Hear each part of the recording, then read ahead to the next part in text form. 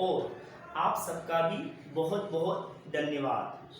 तो गाइस, आज की वीडियो बहुत ही इम्पोर्टेंट होने जा रही है, क्योंकि इस वीडियो में मैं आज आपको इंग्लिश का एक ऐसा टॉपिक एक्सप्लेन करने जा रहा हूँ जिसमें मोस्टली स्टूडेंट्स को कंफ्यूजन रहती है।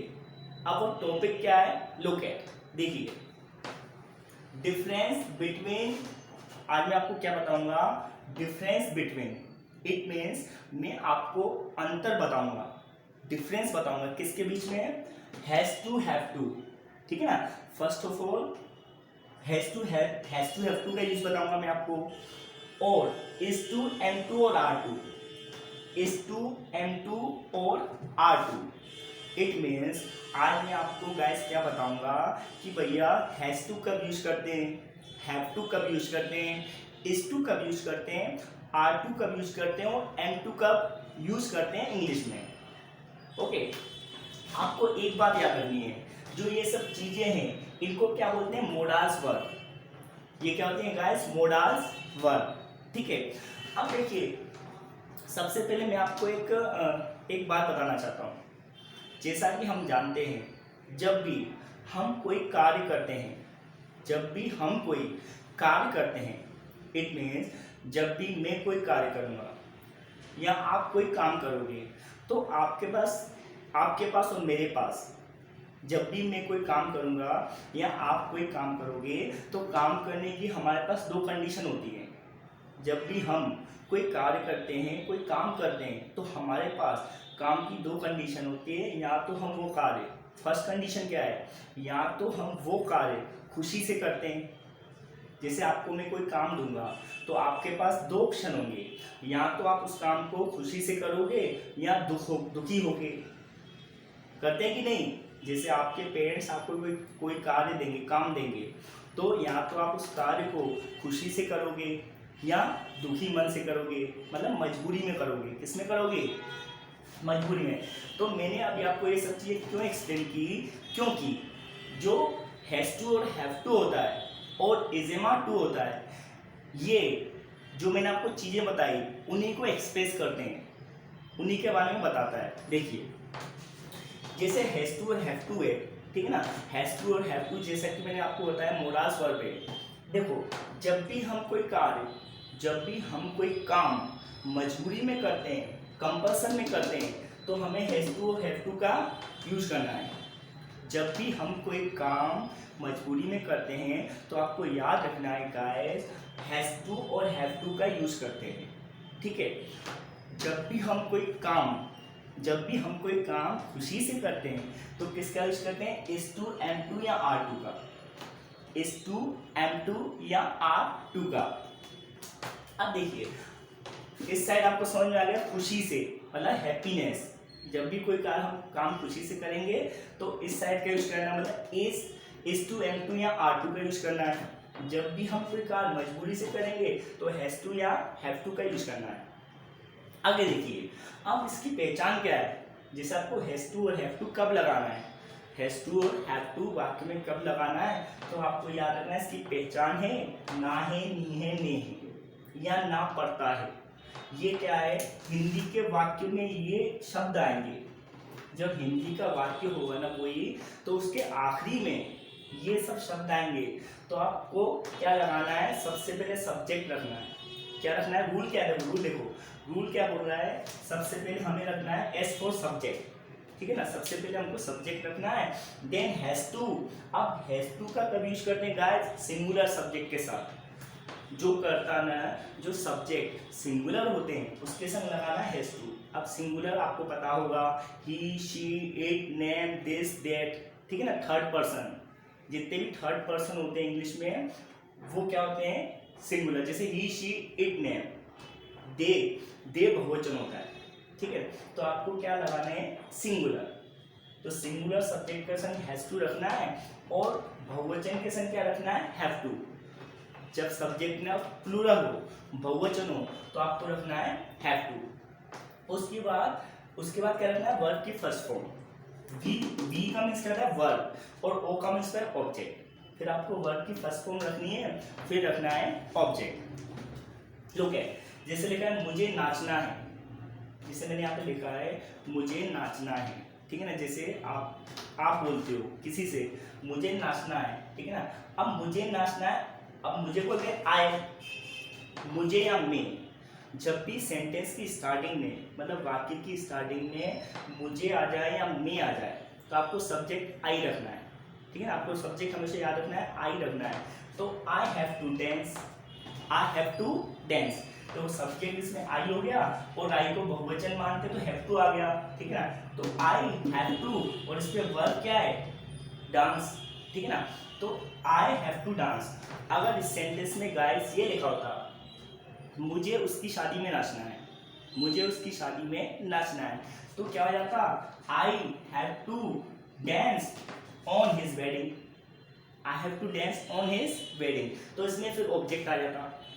Are you getting? तो सिंपल क्या बन गया, आई हैव टू डांस। अब आपको याद रखना है गाइस, जो मैंने ये सेंटेंस बोला ना मुझे नाचना है, ये मैंने किस में बोला है, मजबूरी में।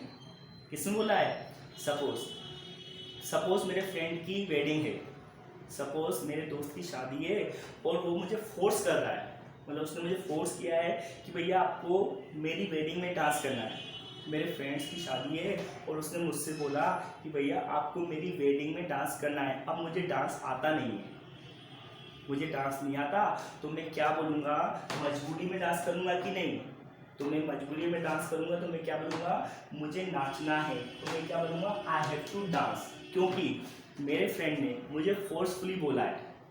Are you getting? तो जब भी कोई काम हम मजबूरी में करते हैं तो किसका यूज करना है, हैज टू या हैव टू का। अब जैसे सिंगुलर कोई सब्जेक्ट होगा तो सिंगुलर के साथ क्या लगाते हैं, हैज टू।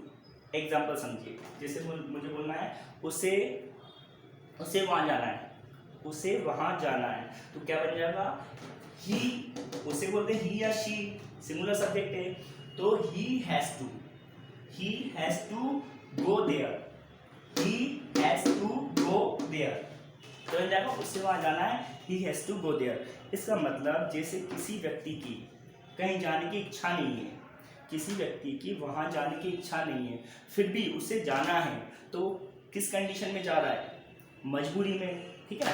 तो मजबूरी में आपको क्या रखना है, he has to go there, isn't it.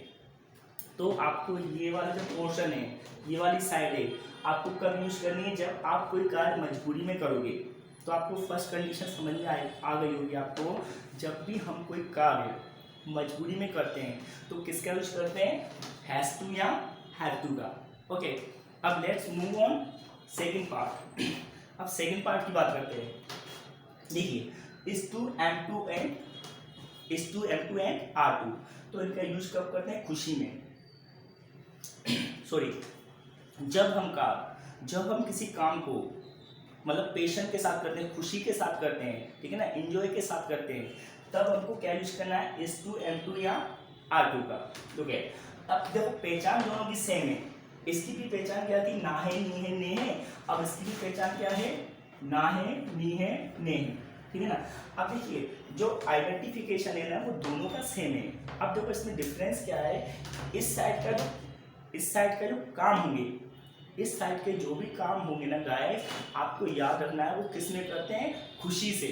किससे करते हैं, देखो रूल को देखते हैं, सब्जेक्ट प्लस इज टू। अब इज टू किसके साथ यूज करते हैं, सिंगुलर, मतलब एक वचन कर्ता के साथ आपको लगाना है इज टू, और बहुवचन कर्ता के साथ लगाना है आर टू।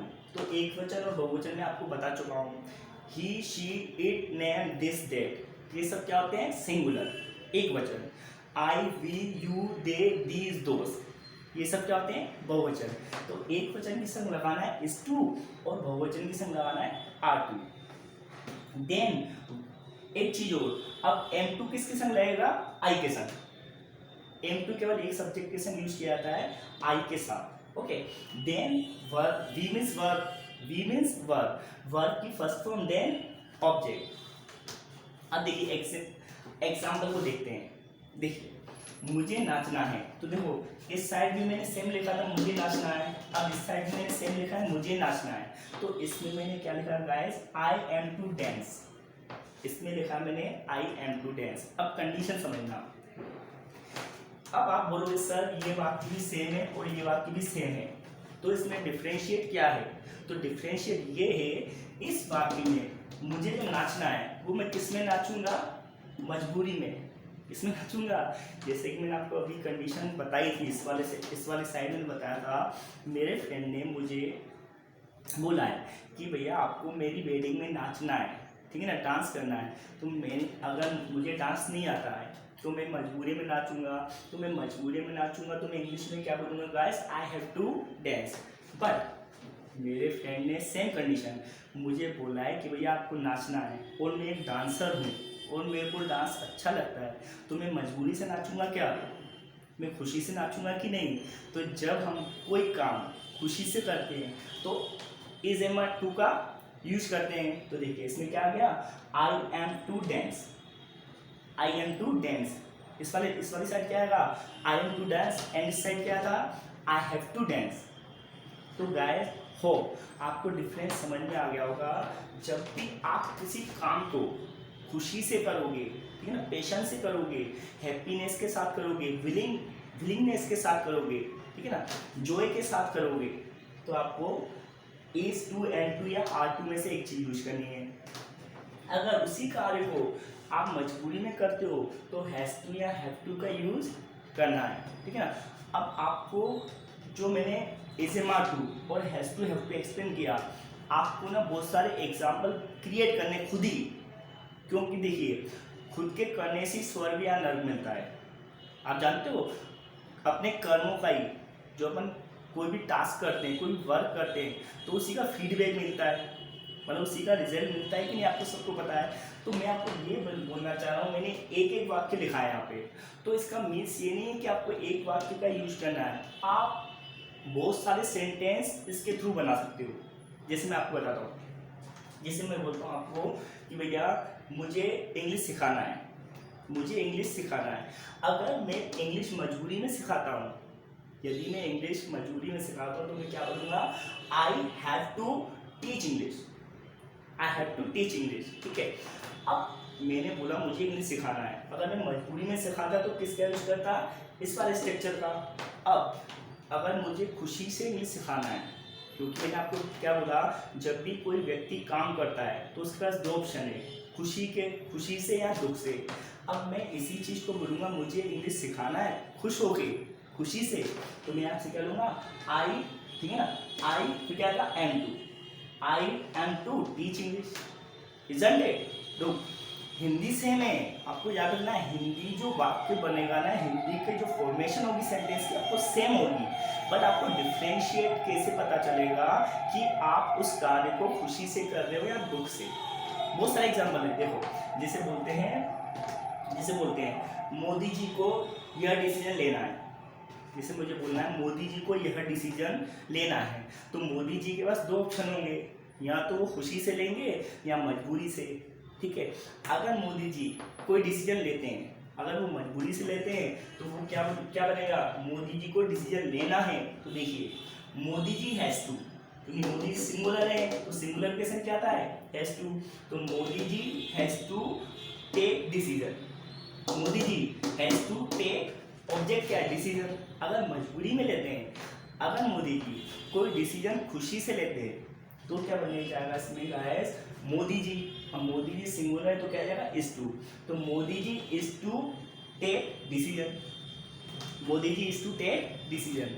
तो गाइस मैं आपको क्या समझाना चाह रहा हूँ, आपको बस ये याद रखना है, जब कोई काम मजबूरी से होता है, दुख से होता है, तो आपको याद रखना है आपको कंपल्सन का यूज करना है, ठीक है।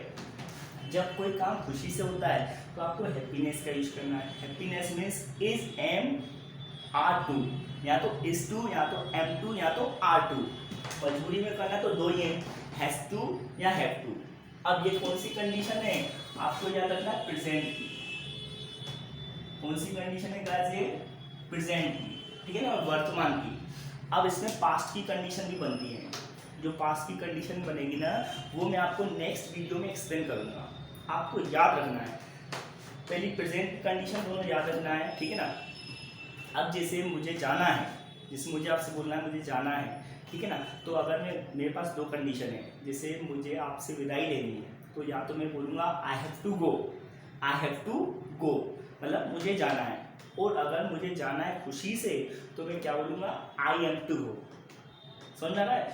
मैं आपको ये बताना चाह रहा हूँ जो हैज़ टू और हैव टू है और इज एम आर टू है, इनका फ्रेक्वेंट मतलब इनका बहुत ज़्यादा यूज किया जाता है, मतलब कॉन्स्टेंटली लगातार यूज किया जाता है इंग्लिश कम्युनिकेशन में।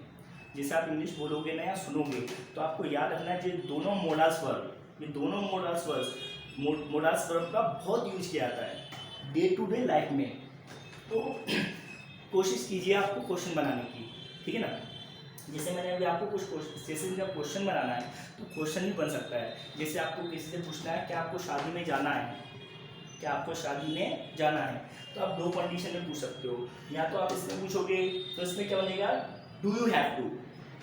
इसमें जो हेल्पिंग वर्ब है ना आपको गाइस याद रखना है, हैज टू और हैव टू जब यूज करेंगे तो जो इसकी हेल्पिंग वर्ब है, हेल्पिंग वर्ब तो कौन सी है, डू और डज। क्या है, डू और डज का यूज करना है। जैसे आपको किसी से पूछना है क्या आपको उत्तर देना है, ठीक है ना। जैसे आप किसी से पूछना चाहते हो क्या आपको उत्तर देना है, ठीक है ना, ये क्वेश्चन है तो क्वेश्चन भी बन जाते हैं इसके। कैसे बनाओगे आप, देखो क्या के लिए आपको साइक्रिया पहले रखनी है, ठीक है ना। तो साइक्रिया क्या है, डू, तो बन जाएगा क्या, do you have to, do you have to answer, ठीक है ना। क्या बन जाएगा question, do you have to answer. जैसे आपको किसी से पूछना है कि आपको आंसर देना है तो क्या बन जाएगा, इसका ट्रांसलेशन क्या हो जाएगी guys, do you have to answer, ठीक है। अब जैसे आप किसी से कम्युनिकेट करोगे, किसी से बात करोगे तो क्वेश्चन पूछोगे कि नहीं, तो मैं आपको बता रहा हूँ इसी मोडास वर्ड में क्वेश्चन कैसे पूछते हैं, do you have to answer, ठीक है। अब इसका आंसर जैसे किसको आपको देना है, yes I have to answer. जैसे मैं आपसे पूछता हूँ do you have to answer, तो आप आंसर क्या दोगे, yes I have to answer, isn't it. तो इसी तरीके से आप क्वेश्चन मतलब आप जो कम्युनिकेट करोगे किसी से तो इन मोडास वर्ड के थ्रू आप क्वेश्चन भी पूछ सकते हो। तो ये किसको शो कर रहा है, कंपल्सन को। जो मैंने क्वेश्चन लिखा है किसको शो कर रहा है, कंपल्सन को। अगर आपको इसी सेंटेंस को इसमें यूज करना है हैप्पीनेस में तो क्या बन जाएगा, क्या आपको आंसर देना है तो सेम बन जाएगा आर यू, ठीक है ना, आर यू टू। क्या बन जाएगा, क्योंकि आर ऑलरेडी एक हेल्पिंग वर्ब है। तो इसका क्वेश्चन जैसे आपको इसमें बनाना है, क्या आपको उत्तर देना है, ठीक है ना। तो इसमें क्या बन जाएगा, आर यू टू आंसर, ठीक है गाइस, समझ आ रहा आपको। तो मैं आपसे ये बोलना चाह रहा हूँ आप इस कंडीशन में भी क्वेश्चन कर सकते हो, इस कंडीशन में भी। बट ये जो कंडीशन है क्या एक्सप्रेस करती है, कंपल्सन। ये condition has to have to किसको शो करते हैं, मजबूरी को। और ये जो एजेमा टू है वो किसको शो करते हैं, हैप्पीनेस को। आपको ये चीज याद रखनी है, ओके गाइस। तो आई होप आपको जो डिफरेंसेस मैंने बताए हैज टू और हैव टू और is to am to are to आपको समझ में आ रहे होंगे। अब आपको ये याद रखना है एक चीज़ और मैं आपको बोलना चाहूँ, अगर आप इनका प्रैक्टिकली यूज़ नहीं करोगे तो आप भूल जाओगे। जैसे आप अपनी डे टू डे लाइफ में यूज़ नहीं करोगे तो आप इन चीज़ों को भूल जाओगे। इसलिए कोशिश करो कि जो आपकी कम्युनिकेशन है, ठीक है ना, स्पीकिंग स्किल्स है, उसमें आप इनके क्वेश्चन बनाओ, ठीक है ना। आप अपने फ्रेंड्स से बात कर सकते हैं, आप अपने टीचर से बात कर सकते हैं, आप अपने पेरेंट्स से बात कर सकते हैं, जिसको भी इंग्लिश की इच्छा हो बोलने की आपको मिल जाएंगे ऐसे व्यक्ति। आप ये नहीं कह सकते सर इंग्लिश किसके साथ बोलूं, अगर आपकी विल पावर है तो आप खुद के साथ भी बोल सकते हो, ठीक है। जैसे मेरे को खुद के साथ बोलनी है, इसी में मोडास में क्वेश्चन आंसर करने तो मैं कर सकता हूँ, इंग्लिश बोल सकता हूँ। जैसे मुझे बोलना है डू यू हैव टू, जैसे मैं खुद ही से पूछ रहा हूँ do you have to take bath, do you have to take bath, तो मैंने क्या बोला, क्या आपको नहाना है, ठीक है। तो मैं क्या बोलूँगा, yes I have to take bath, I have to take bath, ठीक है। इसी क्वेश्चन में मैं इसमें भी यूज कर सकता हूँ। Are you to take bath, are you to take bath. तो जैसे अभी जैसे समर चल रहा है तो मैं खुशी से ही नहाऊंगा ना, जैसे समर वेकेशन चल रहा है, गर्मी चल रही है, स्वेटिंग हो रही है, तो मैं आपसे क्या बोलूँगा, I am to take bath, I am to, जैसे मैंने खुद ही से बोला are you to take bath, तो मैं आंसर दूंगा yes I am to take bath. समझ में आ रहा है? अगर ये कंडीशन विंटर में होती, सर्दी में होती, तो इस समय कौन नहाता, ठीक है ना। अगर मजबूरी में नहाना होता तो मैं क्या बोलता, yes I have to take bath, isn't it. तो इस तरीके से आप अपने माइंड का यूज करते हुए क्वेश्चन खुद ही बनाकर खुद ही आंसर दे सकते हो। ओके गाइस, आई होप आपको वीडियो ये पसंद आई होगी। अगर वीडियो पसंद आई है तो please like share and subscribe. That's it for today. जय हिंद।